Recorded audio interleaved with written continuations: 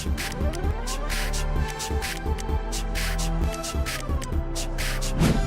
sahabat inovasi, jumpa bersama saya Yosi Fatrianti dari Badan Litbang Provinsi Sumatera Selatan dalam acara One Day One Innovation. Sahabat inovasi, saat ini inovasi masih menjadi sebuah keharusan. Dunia terus berubah, maka kita harus adaptif dan inovatif. Untuk menginspirasi, kami hadir dengan para inovator hebat dengan inovasi-inovasinya dalam acara One Day One Innovation.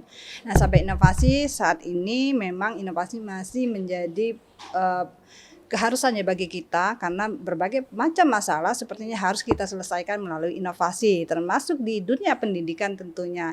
Dan inovasi pun ini bisa diciptakan dari berbagai kalangan, termasuk siswa-siswa yang ada di SMA Negeri Sumsel Palembang. Nah, saat ini kita tengah melakukan podcast di Library SMA Negeri Sumsel Palembang. Nah, saat ini juga telah hadir narasumber kita yang tentunya sangat inovatif, yaitu adik kita Diah Rahma Melisa dan Ghea Ovita Ningrum. Oke, langsung saja kita sapa. Selamat siang nih adik-adik. Oke, apa kabarnya? Baik ya. Oke, ini ada inovasi ya. Nah, kalau nggak salah ini judul inovasinya Hataru. Nah, seperti apa inovasinya? Nanti kita akan tanya lebih lanjut ya. Inovasinya seperti apa? Nama sebelumnya tolong dijelaskan dulu kepada sahabat kita inovasi ya. Latar belakangnya apa nih munculnya ide melakukan inovasi ini? Baik, terima kasih Ibu atas kesempatannya. Sebelumnya latar belakang dari kami melakukan inovasi ini tersendiri yaitu pada saat itu sedang terjadinya lonjakan kasus COVID-19. Nah, karena terjadinya lonjakan kasus COVID-19 itu tersendiri menyebabkan terjadinya juga lonjakan kepada hand sanitizer, yang mana hand sanitizer ini menjadi mahal Ibu dan juga susah dicari, dan juga adanya oknum-oknum yang memasarkan atau mengedarkan hand sanitizer ini dengan bahan yang palsu dan juga dinaikkan harganya Ibu.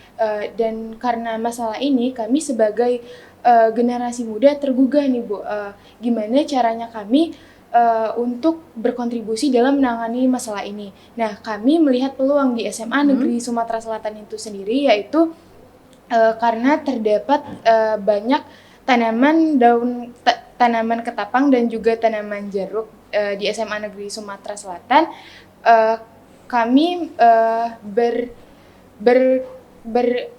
berpikir bahwa tanaman ini sendiri memiliki kandungan yang bisa dijadikan sebagai bahan alternatif pembuatan hand sanitizer itu tersendiri, Bu. Oke, baik. Jadi ini munculnya karena inovasi ini munculnya karena kondisi ya, kondisi yang ada pada saat COVID kemarin, dan juga ini melihat apa sih potensi yang bisa dikembangkan ya untuk bagaimana cara kita membuat suatu inovasi yang benar-benar bermanfaat. Seperti tadi yang dibilang ya, bahwa ternyata dasarnya kenapa memilih bahan baku ketapang karena memang banyak ya, khususnya di lingkungan SMA Sumsel ini banyak sekali daun ketapang. Nah, ini menarik ya. Seperti kita tahu bahwa untuk hand sanitizer seperti biasa ada daun jeruk ya. Bisa juga aloe vera ya, bisa juga yang dan lain-lain yang sekarang juga banyak ya, seperti yang bahan-bahan alami. Nah, ini kenapa milih daun ketapang selain katanya tadi juga banyak ditemukan di sekitar SMA Sumsel. Nah, apakah ada kandungan tersendiri? Terima kasih atas kesempatannya Ibu. Untuk tanaman ketapang dan daun jeruk ini sendiri, setelah kami teliti lebih lanjut, ternyata tanaman daun ketapang ini dan juga daun jeruk memiliki kandungan flavonoid, salah satunya yang berfungsi untuk bersifat sebagai antibakteri sendiri. Oke, jadi daun ketapang ini memiliki kandungan untuk mencegah ya atau mengatasi bakteri ya, terkait dengan kemarin juga kita COVID ya. Oke, baik. Kalau untuk daun jeruknya sendiri sebagai daun jeruknya sendiri itu memiliki kandungan minyak atsiri juga Selain sebagai pengharum atau pewangi dari hand sanitizer tersebut, minyak arsiri juga mengandung flavonoid juga yang bersifat untuk sebagai antibakteri tersebut. Oke, jadi memang sudah kompleks ya dua bahan baku ini ya untuk hand sanitizer ya tentunya. Oke, baik. Nah, ini kalau dari tadi sudah diceritakan bagaimana ide inovasinya. Nah, apakah ada juga pihak-pihak yang terlibat dalam penjaringan ide ini atau hanya dia atau Gia aja berdua atau ada mungkin dari masukan dari pihak-pihak lain? Kami kemarin Ibu berdiskusi bersama pembimbing kami, Oke. Ibu Dian Ratnasari. Kami pada awalnya kami berpikir, Bu, kan pada saat itu baru peralihan dari masa COVID-19 ke masa Normal ya? iya normal Ibu kan. Di saat itu kami memiliki ide ini Bu, dan kami memberitahu kepada Ibu Dian Ratnasari apakah ide kami ini bisa terrealisasikan. Nah, Ibu Dian mendukung kami dalam melakukan inovasi ini. Kata Ibu Dian, ya kita bisa ngelakuin inovasi ini karena kan di SMA Negeri Sumatera Selatan ini sendiri kita bisa menemukan bahan-bahannya, dan juga di lab kita disediakan alat-alat dalam melakukan inovasi ini tersendiri. Oke, jadi baik dukungan dari pihak sekolah pun sangat tinggi ya untuk melakukan inovasi ini. Oke. Nah, ini dalam pembuatannya sendiri, bahan-bahan yang diperlukan selain dua bahan daun tadi, apakah ada campuran-campuran zat kimia lainnya atau seperti apa? Untuk bahan-bahan pembuatan dari hand sanitizer ini, selain bahan dasarnya yaitu daun ketapang dan juga daun jeruk, itu ada etanol 70% sebanyak 150 ml itu sebagai pelarutnya. Kemudian nanti mereka dicampurkan daun ketapang dan juga etanol ini dicampur, dimaserasi selama 48 jam atau sekitar 2 hari. Kemudian setelah dimaserasi, mereka akan dicampurkan lagi dengan gliserin sebanyak 3 ml, kemudian aquades sebanyak 22 ml, dan juga hidrogen peroksida sebanyak 8 ml yang konsentrasi 3%. Oke, jadi memang ada beberapa campuran lagi ya untuk supaya dia menjadi hand sanitizer yang siap pakai tentunya ya. Nah, oke, tadi kan sudah dibilang bahwa ini ada yang yang diekstrak juga ya. Nah, tentu saja pembuatannya ini memakan waktu ya. Nah, ini bisa dilakukan berapa lama? Untuk pembuatan hand sanitizer ini sendiri itu bisa dilakukan selama, kemungkinan untuk maserasinya selama 2 hari. Untuk pengeringannya sendiri itu bisa dilakukan selama kurang lebih 1 minggu.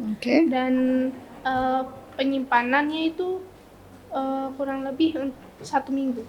Oke, jadi kurang lebih 3 minggu ya? 3 minggu ya, sampai dia benar-benar jadi dan siap pakai gitu ya. Oke, jadi ternyata bikin inovasi itu nggak mudah juga ya, nggak cepet juga ya. Ternyata perlu perlakuan dan prosesnya ya.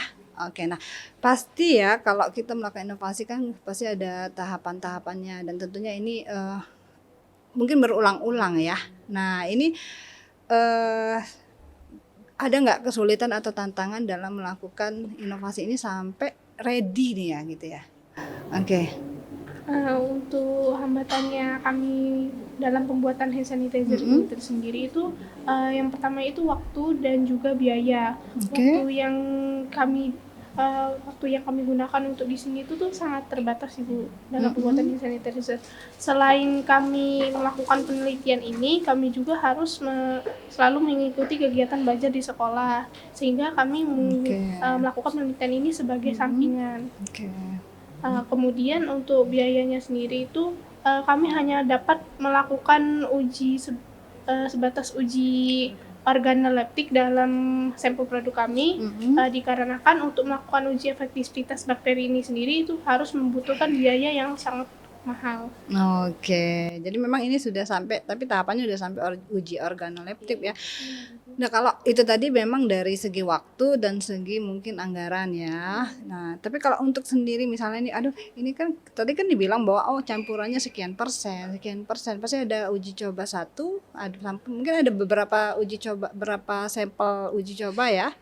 Nah, ini ada nggak tantangannya atau oh enggak ini kayaknya kalau kebanyakan ini nanti bisa panas atau gimana? Ada nggak seperti hal-hal demikian yang ditemui pada saat uji coba inovasinya? Kalau untuk saat melakukan uji coba Mm-mm. itu tantangannya itu sebenarnya tidak ada, Bu. Cuman Oke. kebanyakan teman-teman kami yang sebagai Mm-mm.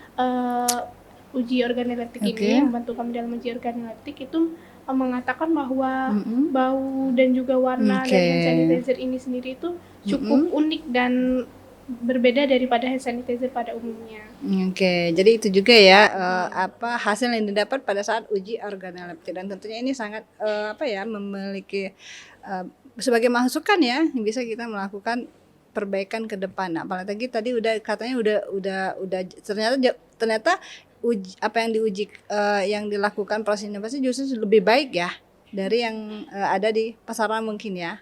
Nah, oke, baik. Ini sangat baik sekali ya. Ternyata inovasi ini cukup direspon dengan baik sama teman-temannya ya. Oke, baik. Nah, kalau berbicara tentang rencana pengembangan inovasi ke depannya seperti apa?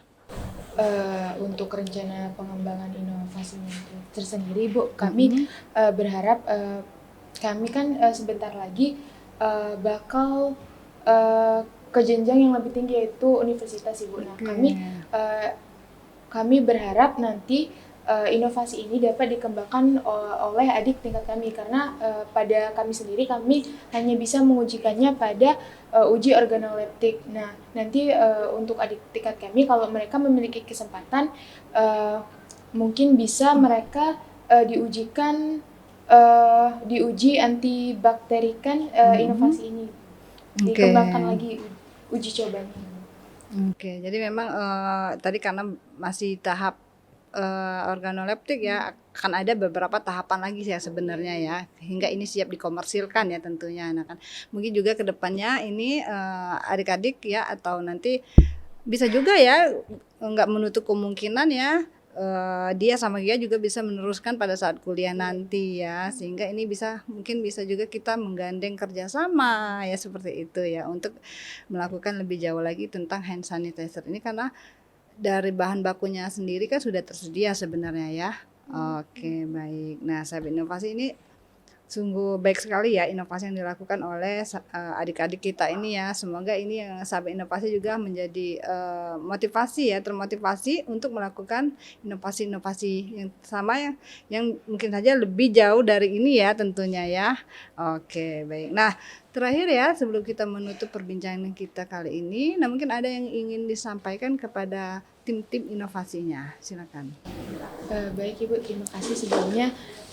Kami sebagai salah satu inovator, kami berharap inovasi yang kami buat ini dapat bermanfaat bagi banyak orang nantinya dan juga kalian inovator-inovator di luar sana jangan lupa untuk terus semangat dalam bereksperimen dan mencari hal baru yang bisa bermanfaat bagi banyak orang nantinya dalam menuju Indonesia Emas 2045.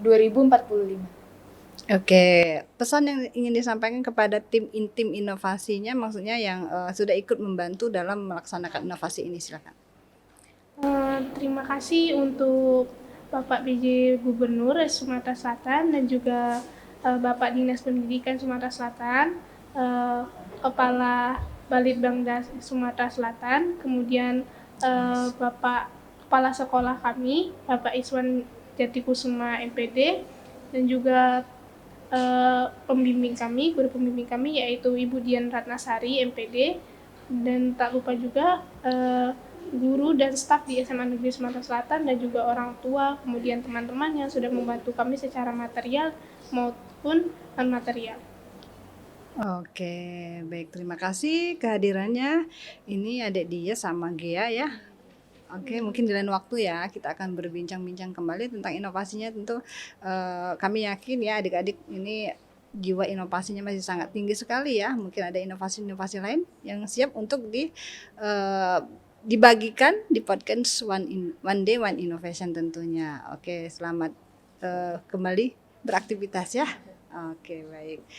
Oke, sahabat inovasi. Nah, demikianlah tadi perbincangan kita dengan adik kita ya, yang sangat inovatif tentunya ya. Tentu saja ini diharapkan sekali kepada sahabat-sahabat inovasi di rumah dapat melakukan hal yang sama ya. Tentunya ini untuk untuk kemajuan dan bangsa kita sendiri ya, supaya permasalahan-permasalahan yang ada di seputar kita ini dapat segera teratasi melalui inovasi. Nah, tentu saja dengan jurus 4S kita. Setiap orang adalah inovator, setiap masalah peluang inovasi, setiap solusi harus sinergi dan setiap inovasi harus konkret hasilnya. Salam inovasi.